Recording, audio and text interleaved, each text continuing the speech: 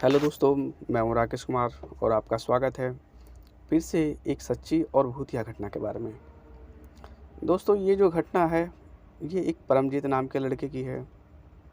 परमजीत जो है गांव का रहने वाला है। परमजीत के माता पिता भी गांव में रहते हैं। परमजीत 4 भाई हैं, जिसमें से परमजीत जो है सबसे छोटा वाला लड़का है। परमजीत की उम्र 24-25 साल की है। बाकी उनके जो 3 बड़े भाई हैं, सभी की शादी हो गई हैं, बच्चे हैं। परमजीत काफ़ी धनी परिवार से है। उनके पिता की कपड़े की दुकानें हैं, उनके भाई भी उनमें काम करते हैं, लेकिन परमजीत जो है वो उनके साथ काम नहीं करता। परवीन परमजीत जो है, इसका स्वभाव कुछ अलग है। परमजीत, या कहें कि परमजीत जो है एक आवारा किस्म का लड़का भी है। दारू शराब पीना, लड़ाई झगड़े करना, घर में रात में लेट से आना, किसी की बात ना सुनना, परमजीत का यही स्वभाव है। परमजीत का ये स्वभाव देख के उसके माता पिता भी दुखी होते हैं और उसके 3 बड़े भाई भी दुखी होते हैं। वो सोचते हैं कि मेरे 3 बच्चे सही हैं, लेकिन परमजीत किसी की कोई बात नहीं मानता है। परमजीत के जो पिताजी होते हैं, वो गांव के अंदर काफ़ी सम्मानित व्यक्ति होते हैं। उन्होंने गांव के अंदर कई लोगों का कई भला किया था, जिस कारण गांव के लोग भी परमजीत की गलतियों को इग्नोर कर देते हैं। एक समय की बात है, एक बार परमजीत का दोस्त उन्हें अपने घर पर पार्टी के लिए बुलाता है। परमजीत खुशी खुशी पार्टी के लिए जाता है। पार्टी में वो काफ़ी दारू पीता है और करीबन 2 बजे तक दारू पीता ही रहता है। 2 बजे के बाद पार्टी समाप्त बिल्कुल हो जाती है। परमजीत काफ़ी पिए रहता है। उसके बाद वो अपनी मोटरसाइकिल लेके घर की ओर रवाना होता है, लेकिन वो इतनी पिए रहता है कि उसे ढंग से रास्ता भी नज़र नहीं आता। इसलिए वो अपने गांव की जगह किसी और गांव में मुड़ जाता है। वो दूसरी गांव में जाते रहता है। फिर अचानक उसको लगता है कि शायद वो किसी और रास्ते पे निकल गया है। अब वो इतनी दारू पी रखा था, मौसम भी थोड़ा ठंडा था, तो उसे पेशाब करने का मन होता है। वो बाइक को एक जगह रोकता है।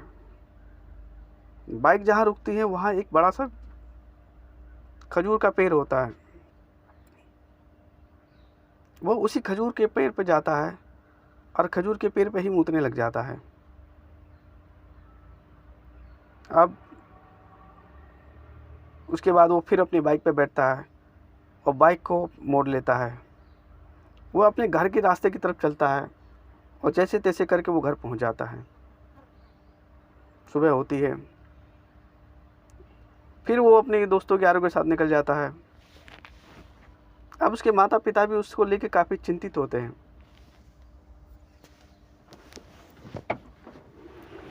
लेकिन अब जो है, परमजीत के जीवन में कुछ अजीब सी घटनाएं होनी शुरू हो जाती हैं।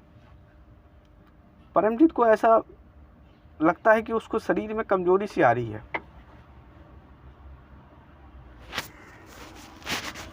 उसे लगता है कि शायद शराब का कुछ ज़्यादा सेवन कर रहा है, जिस कारण से उसे कमजोरी आ रही है। उसके साथ साथ उसे एक अजीब सी बदबू भी आती रहती है। परमजीत हैरान होता है कि आखिर ऐसा उसके साथ क्यों हो रहा है। उसे लगता है कि शायद हो सकता है, शायद मैं कुछ ज़्यादा ही दारू शराब पी रहा हूँ या मीट मच्छी ज़्यादा खा रहा हूँ, जिसके कारण मुझे ऐसा महसूस हो रहा है। लेकिन ये बात वो किसी से नहीं कहता है। फिर दिन बीतता है, ऐसा ही होता है। वो पी के सो जाता है।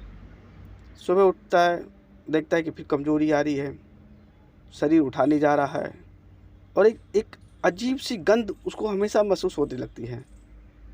वो घर में अपनी माँ से कहता है कि मुझे घर के अंदर काफ़ी बदबू सी एक आती है। उसकी माँ घर की सफाई करवाती है, लेकिन वहाँ से कुछ नहीं निकलता है। उसके बाद उसकी माँ कहती है कि बेटा तेरी तबीयत मुझे कुछ ठीक नहीं लगती है, सो तू मेरे साथ डॉक्टर के पास चलो। परमजीत की माँ परमजीत को लेके डॉक्टर के पास जाती हैं। डॉक्टर उसको चेक करता है। डॉक्टर कहता है कि इसको शायद कमज़ोरी आ गई है, मैं इसे कुछ दवाई और ताकत की दवाई देता हूँ जिससे ये थोड़ा स्वस्थ हो जाएगा, और जब तक दवाई चले तो परमजीत को कहना कि ये दारू शराब ना पिए। खैर परमजीत भी मान जाता है, क्योंकि परमजीत की हालत थोड़ी काफ़ी ज़्यादा ख़राब हो गई रहती है। परमजीत कुछ समय के लिए दारू शराब छोड़ देता है। वो खाने पे भी ध्यान देता है, दवाई भी खाता है, लेकिन उसे गंध सी महसूस होती है। और जब भी वो सुबह उठता है उसे ऐसा लगता है कि शरीर उसका टूट गया है, वो बिस्तर से उठ नहीं पा रहा है। अब उसे समझ में नहीं आ रहा होता है कि मैं क्या करूं, ऐसी कौन सी बीमारी मुझे हो गई है। परमजीत की माता उसको पिताजी को बताते हैं। उसे शहर में ले जाया जाता है। शहर के अंदर उसकी सही प्रकार की जांच की जाती है, लेकिन उसमें कोई किसी प्रकार की कोई त्रुटि नहीं निकलती। डॉक्टर कहते हैं इसको सिर्फ कमज़ोरी है, आप इसे कमज़ोरी की दवाई दीजिए और खाने पीने का ध्यान रखिए। उसकी माता परमजीत का काफ़ी ध्यान रखती है, क्योंकि वो सबसे छोटा बेटा होता है। लेकिन परमजीत की हालत और गंभीर होती जाती है। एक दिन परमजीत सोया रहता है। उसे ऐसा लगता है जैसे उसे किसी ने कोई जकड़ लिया हो। उसके हाथ पैर हिल नहीं रहते हैं, यहाँ तक कि उसकी आंखें भी नहीं खुल पाती। उसे ऐसा लगता है कि कोई चीज़ ऐसा चीज़ ज़रूर है जो उसके साथ कुछ ज़बरदस्ती कुछ कर रहा है। उसे ऐसा महसूस होता है कि जैसे उसके किसी ने आधे कपड़े खोल दिए हो और कोई उससे भोग विलास कर रहा हो, लेकिन उसकी आंखें बिल्कुल बंद रहती हैं। वो खोलने की काफ़ी कोशिश करता है, लेकिन खोल नहीं पाता।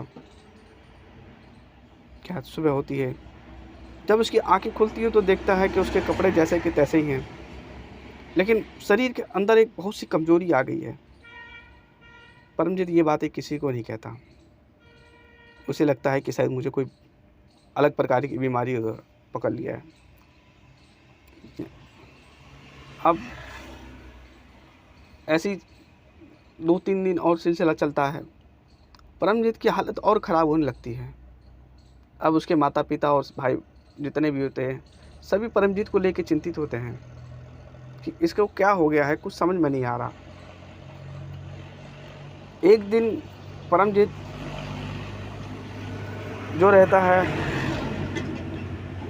वो सोने जाता है। रात होती है,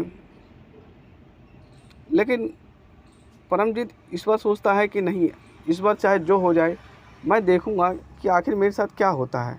मुझे ऐसा क्यों महसूस होता है कि मेरा शरीर जकड़ लिया है और मेरे साथ कोई ज़बरदस्ती कुछ गलत काम हो रहा है। ऐसा ही होता है। परमजीत करीबन 12-1-2 बजे की बात है, फिर उस परमजीत के साथ ऐसा ही होता है।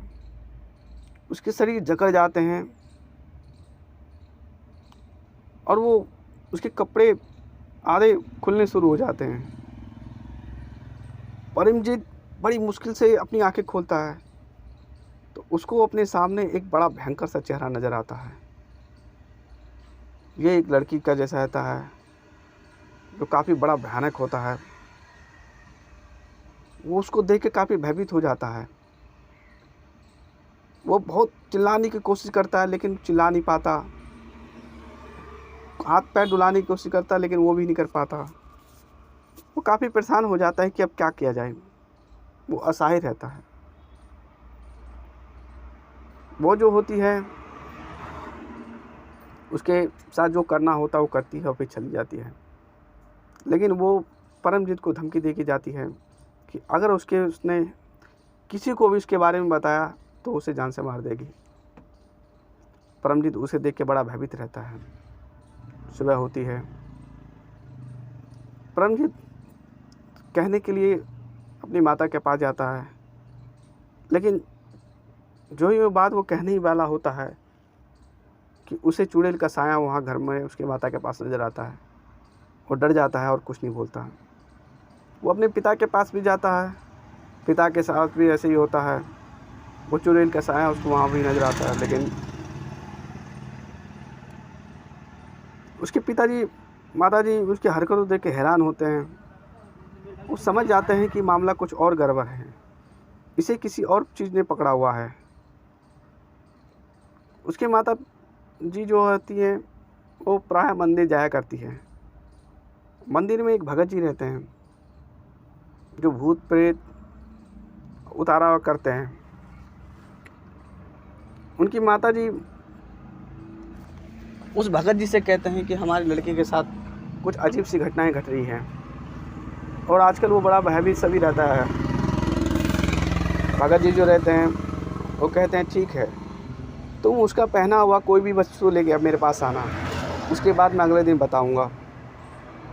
उसकी माता उसके कपड़े को भगत जी को दे देते हैं। भगत जी कुछ क्रियाएं करते हैं और बताते हैं कि इसके ऊपर एक चुड़ैल का साया है जो इसके साथ संभोग क्रिया करती हैं। चुड़ैल जो होती हैं वो इसी तरह प्रक्रिया करके आदमी को ख़त्म कर देती हैं। अब उसकी माता जी बहुत चिंतित और दुखी और रोने लग जाती हैं। भगत जी जो रहते हैं परमजीत की माता को एक ताबीज़ देते हैं और कहते हैं कि वो उसे परमजीत को बांध दे। उसकी माता जी वो ताबीज़ लेके जाती है और परमजीत को बांध देती है और रात को उसी के कमरे में छुप के कहीं बैठ जाती है। रात होती है, करीबन 2 बजे के आसपास के समय बीतता है। चुड़ैल आती है और परमजीत को आवाज़ देती है। आवाज़ उसकी माता जी भी सुनती है। फिर वो देखती है कि एक भयंकर सी चेहरे वाली लड़की उसके बेटे के पलंग के पास में है और उस परमजीत को उठा रही है, लेकिन वो उसके शरीर पे नहीं लग रही है, वो दूर से ही आवाज़ दे रही है। वो जो लड़की रहती है, जो चुड़ैल रहती है, वो परमजीत को आवाज़ देती है कि परमजीत उठो उठो। परमजीत की आंखें खुलती है, परमजीत कुछ नहीं बोलता। चुड़ैल कहती है कि जो तुम्हारे हाथ में ये धागा बंधा है इसे तुम बाहर दूर फेंक दो। परमजीत देखता है कि उसके हाथ में जो धागा उसकी माँ ने बांधा था। वो समझ जाता है कि जो ये अक्सर बिना मेरी मर्जी के सब कुछ कर लेती थी, आज ये मुझसे दूर खड़ी है, तो ताबीज़ के वजह से ही होगा। वो मना करता है, कहता है तुम्हें जो करना है करो, लेकिन मैं ये धागा नहीं फेंकूँगा। वो उसे धमकाती है कि अगर तू ऐसा नहीं करेगा तो मैं तुझे जान से मार दूंगी। परमजीत कहता है तुझे जो करना है कर दे, लेकिन मैं किसी कीमत पे इसे नहीं फेंकूँगा। उसकी माता सुनती रहती है। माता के सामने अगर कोई उसके बच्चों को मारने की बात करे तो माता से बर्दाश्त नहीं होती। ऐसा परमजीत की माता के साथ भी हुआ।